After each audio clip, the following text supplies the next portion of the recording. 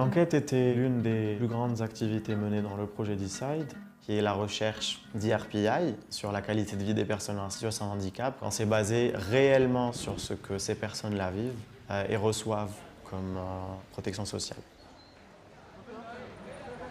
Le rapport de cette recherche-là viendra pour répondre aux besoins d'amélioration de notre protection sociale avec le travail en commun qu'on fera avec les autorités algériennes. Elle a été élaborée au début avec notre premier partenaire dans la wilaya de Béjaïa. Donc ces enquêteurs sont partis en Tunisie pour une formation qui a duré à peu près une semaine.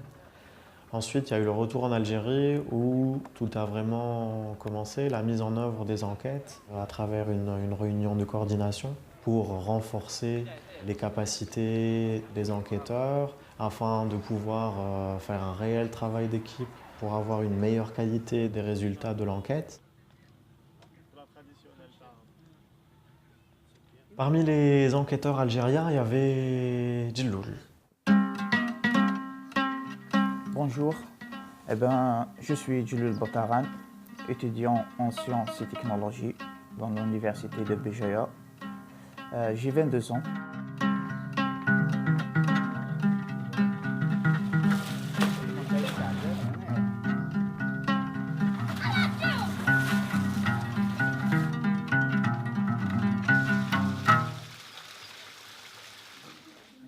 Je nais dans le village de Tarlicht. Je suis né handicapé et cet handicap m'appartient. J'ai vécu toute ma vie avec cet handicap. Mes parents et mes oncles, alhamdoulilah, quand j'étais né, ils ont fait leur effort pour battre cet handicap.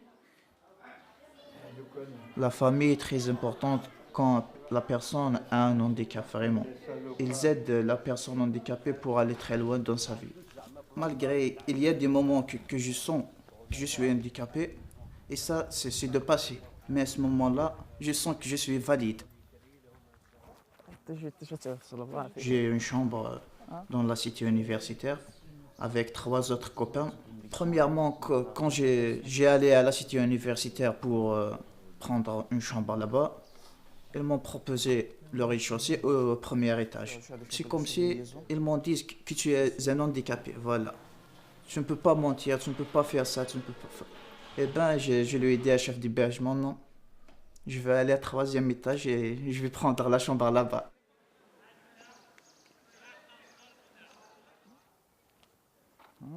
J'ai un handicap physique, moi, personnellement. J'ai des problèmes à rencontrer dans la vie, mais cette enquête m'a aidé à découvrir les difficultés qu'ils rencontrent, les autres gens qui portent des handicaps différents. Par exemple, les handicaps visuels. Ils rencontrent aussi plusieurs difficultés. Les problèmes d'accessibilité. L'accessibilité chez nous, presque, il n'y a pas d'accessibilité. Que ce soit les immeubles de l'État, les mairies, les postes, les établissements scolaires, ils n'ont pas vraiment d'accessibilité. Et ça, c'est le grand problème chez nous. Donc, officiellement, les enquêteurs aussi rencontrent ces problèmes-là.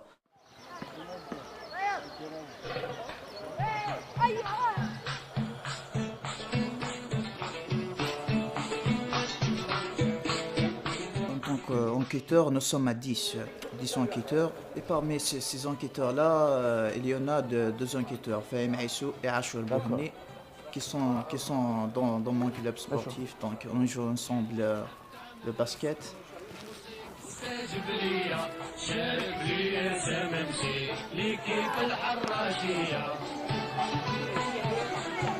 Au fil du temps, les enquêteurs, qui ne se connaissaient pas pour la plupart entre eux, commençaient à tisser des liens. Prenaient des cafés ensemble, sortaient se balader ensemble. C'était une petite famille qui commençait à naître. Et ça, c'était vraiment beau à voir. Ce que je garde le plus, c'est la motivation des enquêteurs. Djiloul, par exemple, a pris conscience qu'il était vraiment capable de réaliser pas mal de choses. Ça l'a motivé à avancer dans sa vie, terminer ses études. Je pense qu'il a réalisé que son handicap peut être une force pour lui.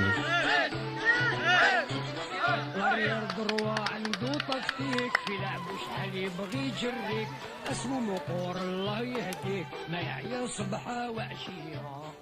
Il est vraiment très motivé et il veut vraiment faire changer les choses dans sa région, en Algérie. Mais surtout, il veut être acteur du changement qu'il voudrait voir en Algérie. Et ça, c'est une grande leçon que tout le monde devrait connaître, que tout le monde devrait réaliser.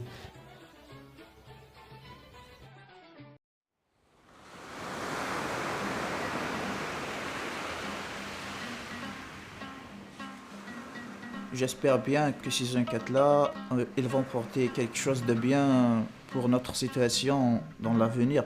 Inch'Allah, pourquoi pas être un appui pour demander notre droit à l'État, à les autorités locales. Et ça pour que les gens handicapés et les personnes en situation de handicap puissent vivre une vie décente.